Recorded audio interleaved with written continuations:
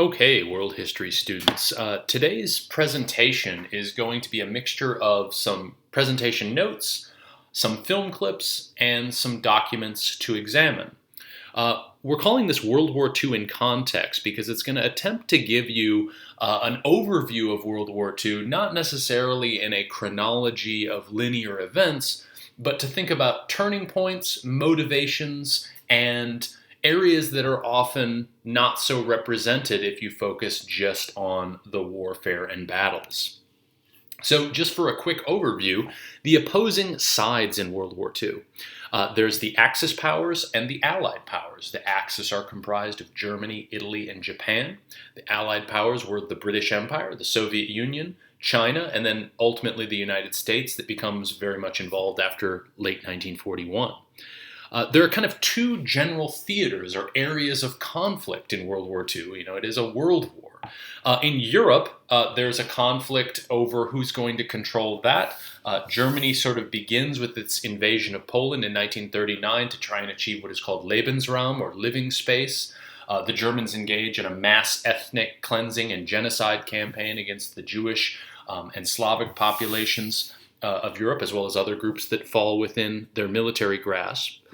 And in the Pacific, or East Asia, you could say, where Japan had tried to build an empire throughout East Asia, what they called at the time the Greater East Asian Co-Prosperity Sphere. That was the end goal of the Japanese Empire at the time. So this is just sort of a generic overview of how to make sense of the various sides in the Second World War. This is a map showing kind of how conflict broke out in Europe, with Germany invading Poland in 1939, and then in the spring of 1940 invading France in the West. In Asia, there was a number of conflicts between Japan and mainland Asia in the 1930s, which predate really any fighting in Europe, but it really culminates, or not so much culminates, it really accelerates with the Japanese attack on the United States in Hawaii at the Pearl Harbor naval base that triggers the U.S. entry into the war. So why a war in Europe in particular? Well, one reason there's a war in Europe is that fascist governments are on the rise, and that begs the question, what is fascism? Why was this a hostile force? Why was this something that historians say triggered a world war? Well, it's not just fascist governments in Germany, it's also fascist governments in Italy, Spain, and then Japan, although it wouldn't necessarily be called fascism in the same way, it has a lot of the same attributes. So all of this begs the question, what is fascism? We sort of loosely defined this the other day, but a lot of historians and sociologists who've studied it describe it as a radical political movement that sought to use things like extreme nationalism, extreme pride and energy towards one's country, strong authority, meaning concentrating power in an authority figure in government, as well as violence to solve economic and social problems of the time, whether it was problems associated with industrialization, inequality from new capitalist markets, or what have you. Some other things that fascists use to motivate people and to build things like extreme nationalism and authority and violence are things like racism. This is going to be used in a major way in Nazi Germany. Symbols that control people and symbols to control political space. The glorification of youth. We talked about this in Confessions of a Hitler Youth. The idea of a cult of the leader, gathering and glorifying one singular individual. This is very common in Italy under Mussolini. The Duce, also in Nazi Germany, you have Hitler, the Führer, the leader. Military power, mass propaganda. Remember, the 1930s, the age that these fascist governments really took off, or even in the 1920s in Italy, it was the age of the radio. It was the first moment in human history where you could simultaneously communicate with people throughout vast distances. And these governments in the 1930s in Italy, Germany, and Japan, and Spain to some degree, all engage in this type of government that sought to expand and unify people in this mass mobilization way. We would refer to this as fascism. Here are some of the key fascist leaders: Adolf Hitler in Germany, Benito Mussolini in Italy, Francisco Franco in Spain. Franco is going to play a almost non-existent role here. So how did war break out in Europe? This is going to be a quick review here, but war breaks out in Europe in 1939, largely because the failure of that appeasement policy that we explored on Monday. It doesn't really work in terms of curtailing or containing Germany. Germany had started by gradually ignoring the terms of the Versailles Treaty after 1933, after the Nazis take power and power is concentrated in the hands of Adolf Hitler. They go about rebuilding the German army, occupying new territories. And Britain and France, for their part, not wanting to engage in war, favor this policy of appeasement. They come to agreements with Nazi Germany in the 1930s. There are strong strains of thought that suggest Germany had been wronged by the end of the last war, and that they were maybe resetting a more equal balance of power. So this idea of appeasement or giving in takes root. The Soviet Union sees Nazism as a threat and Hitler as a threat. In fact, Hitler declares communism to be one of his main enemies. But at the same time, in 1939, even the Soviet Union kind of practices a version of this appeasement by signing a non-aggression pact with Germany. This sends shockwaves through Europe because it was Nazi Germany signing an agreement with their sworn enemy. And this was kind of a strategic play on the part of Nazi Germany not to have an enemy on their Eastern Front if a war should break out. The real war itself breaks out in 1939.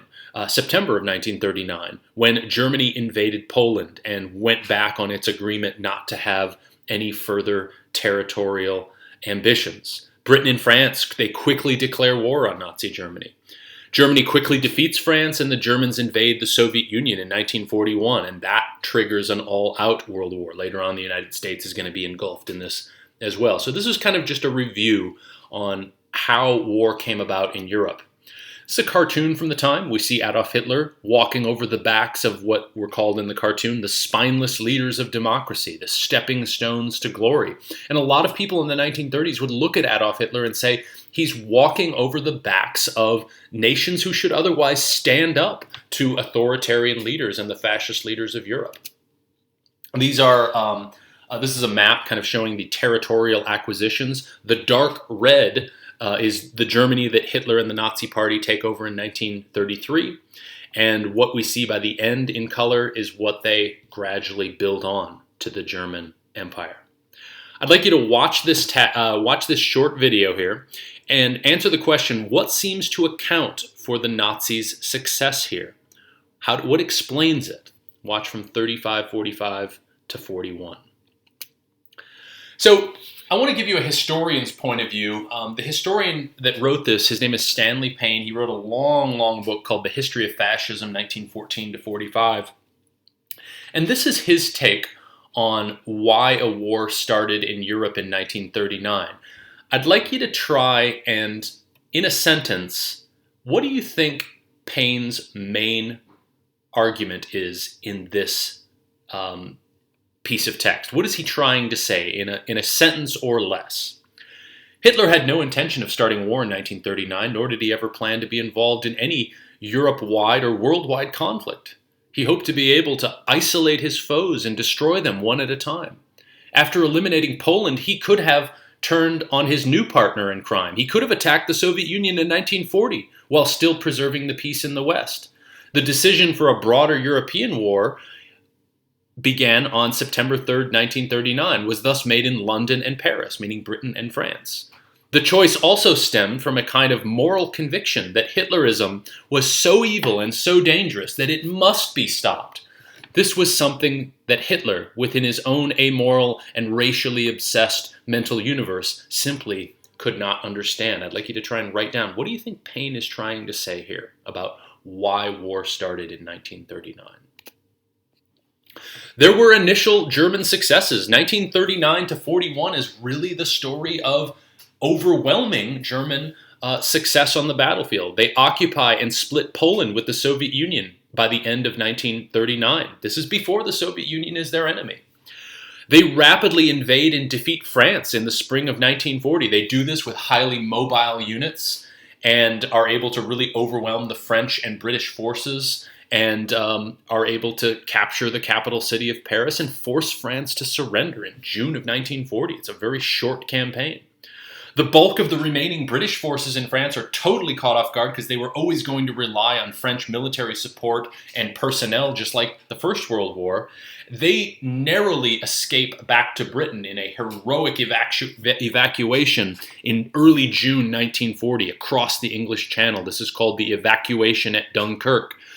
And I have a clip here linked if you want to see it. It's a dramatization in this from a recent movie. It came out a couple years ago called Dunkirk, of how British forces are fleeing to the beaches of France on the English Channel and have to narrowly escape back to Britain. And a lot of them do. Over 200,000 are going to escape back to Britain.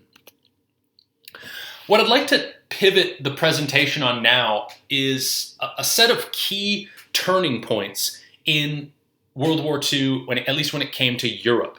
One reason that the war really kind of turns in the Allies' directions, it didn't seem so at the time, but it had real consequences.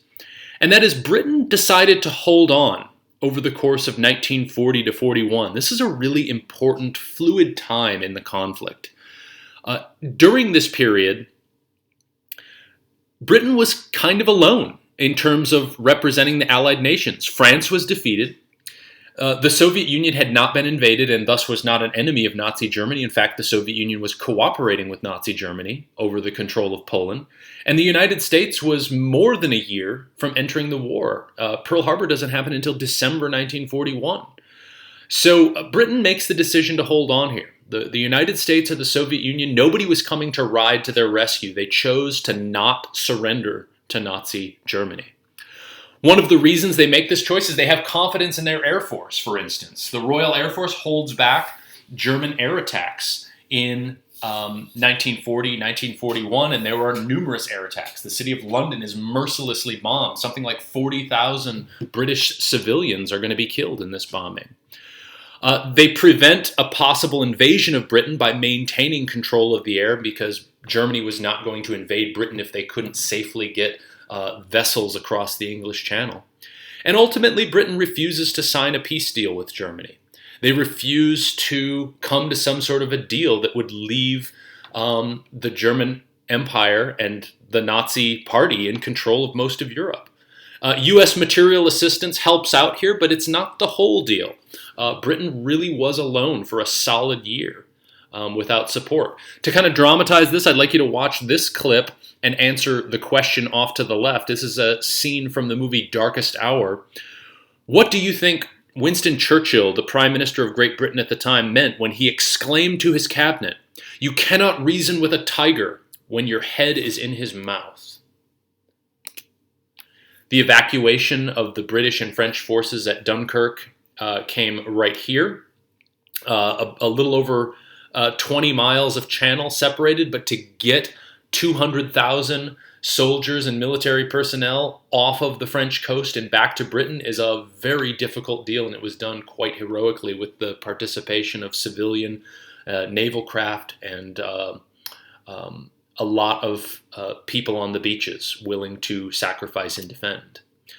Another key turning point happens on the Eastern Front. So the Germans made a fateful decision to invade the Soviet Union in June of 1941 in what was called Operation Barbarossa.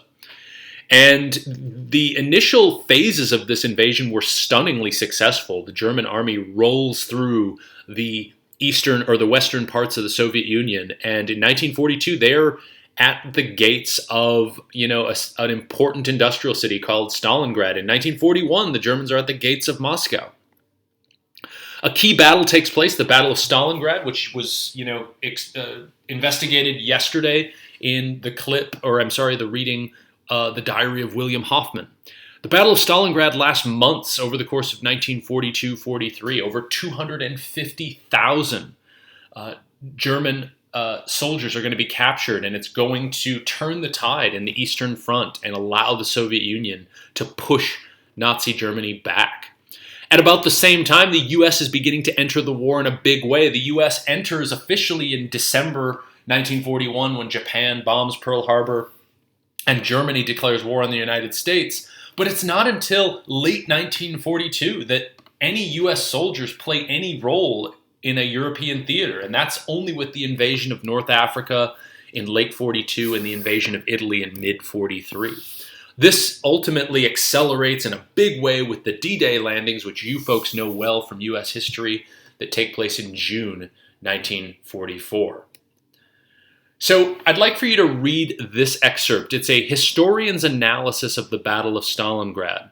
Like with the last one, I want you to just read this and try to create a sentence summary of what this author is trying to say when it came to the Russians' ability to defeat the Germans at Stalingrad. This is what Nazi Germany looked like at the peak of their power. Everything that is in control or in gray would have been under their control. So really, for a brief moment in 1942, Nazi Germany is in command of pretty much all of Europe, if you count, the cooperation with fascist Italy and Mussolini. France was occupied and broken into occupational zones. There was what was called occupied France, where the Germans played a big role. And then there was a collaborative region of France where a French government known as the Vichy government, based in the French city of Vichy, collaborated with the Germans and ran France in a semi-independent puppet state. This is the map of the Eastern Front. The city of Stalingrad is here. Had that city fallen, a major industrial city on the Volga River, much of southern Russia would have rolled up, and a lot of military historians believe the Soviet Union might have collapsed in late 1942. The D-Day landings happen here. There are numerous, hundreds of thousands of soldiers that are going to be immediately brought across the Channel and landed on the French coast of Normandy, which you guys explored in a big way in U.S. history too, some footage or some imagery from that D-Day landing. And within several months, the capital city of France, Paris, is going to be liberated. These pictures are captured here in color. I wanted to briefly explore, why was there a war in the Pacific? Well, one reason there was a war in the Pacific is that Japan had gradually been building an empire in Asia, as had Europeans and the United States, to be complete in this, that there were British and French and German and American colonial holdings in East Asia. Japan was expanding its own as well. Japan made the fateful decision to attack Pearl Harbor in December 1941. That was a naval base in Hawaii. It also seized U.S. possessions throughout East Asia, such as the Philippines and Guam, and others are going to be brought under Japanese control, in addition to Japan seizing large chunks of Southeast Asia and what would become Indonesia and Malaysia. The U.S. pushes back against Japan through a very costly strategy known as island hopping, where the U.S. would take back small islands in the Pacific. But the idea behind this strategy is the closer you get to Japan by taking islands, the easier it would be to bomb mainland Japan and thus degrade and ultimately cause their war-making potential to collapse. If they don't have factories, they can't make naval vessels and other military craft. And that strategy ultimately succeeds, but it involves the firebombing of Japanese cities. Some other imagery from the time period. These are Russian women soldiers at the time. It shows the extent to which the Soviet Union is willing to sacrifice in the European war. I wanted to close off here by looking at this graph of the number of deaths in World War II as a whole. And that is the x-axis up on top is deaths in million. And you see it going all the way over to 24.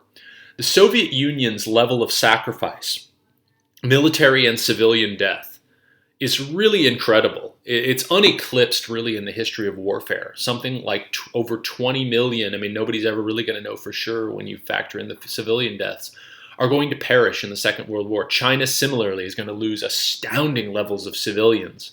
And only below do you begin to see civilian casualties eclipse that. Poland has a very bad civilian loss rate. Germany loses a lot of military combat deaths, as does Japan. But the civilian losses are numerically nowhere near what we see in the Soviet Union and China. World War II casualties. Death toll is a percentage of each country's 1939 population. Poland, 17.2%, 6 million of its pre-war population is going to die. The Soviet Union, a very similar number, and then it goes down from there. The United States, at the way bottom, I'm sorry, this came up just now, has only 0.3% of its pre-war 1939 population. Ultimately, I want to close with several explanations. Why did the Axis collapse and the Allies prevail? Some big historical explanations. Well, Japan faced a long-term resource strain after attacking the United States. And this is a resource strain that a lot of historians have said Japan really couldn't sustain. Japan was well equipped to build a navy and an air force for some short-term military conquest, but their long-term manufacturing and logistical capacity to project power was just very limited. Secondly, Britain refused to make peace when it could have. World War II could have turned out very different had Britain signed a peace deal with Nazi Germany in 1940-41. But this was a pivotal moment, like I showed in the presentation. They chose not to. Churchill chose not to. Germany opted for a two-front war. This is another reason. Germany didn't have to take on the Soviet Union when it did. That was a decision on the part of the Third Reich regime. And by doing so, they were forced, like Japan, into a strained resource long game that they really couldn't sustain. Also, the Soviet Union was willing to make extreme sacrifices. The loss of the civilian and military population of the Soviet Union is just overwhelming, breathtaking numbers. And then finally, you can add on a decisive factor is the United States mobilized overwhelming resources to win World War II, not only in providing for its own military, but supplying the militaries of Britain and the Soviet Union when and where it mattered. The U.S. in that sense plays a very decisive role, even if it plays a lesser role in terms of the number of people participating. This is a cartoon or a poster, a public awareness campaign at the time. When you ride alone, you ride with Hitler. Join a car-sharing club today. This poster was designed to get people to think about how they use gasoline and whether or not they were conserving and whether or not their conservation efforts would help the war effort. With that, this is kind of an abbreviated version of this lab. We had a presentation. Make sure you watch those clips and answer those questions, and we are set. Good luck, folks.